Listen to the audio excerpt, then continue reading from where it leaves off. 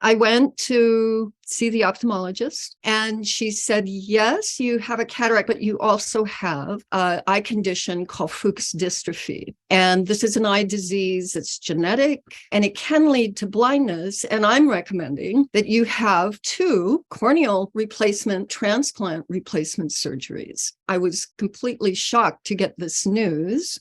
And I decided to do her program, and that was Naturally Clear Vision. And I really got into it. So I began to notice some improvements pretty much right away, reducing my use of my glasses and contact lenses. So I got very busy with all of my natural vision improvement work and stayed with Claudia's training. And I went back to see the ophthalmologist. And I explained to her I'd been doing this natural vision improvement course, and that's why I was wearing reduced glasses. The doctor comes in the room. She has this big smile on her face, and she says, tell me about these eye exercises you've been doing.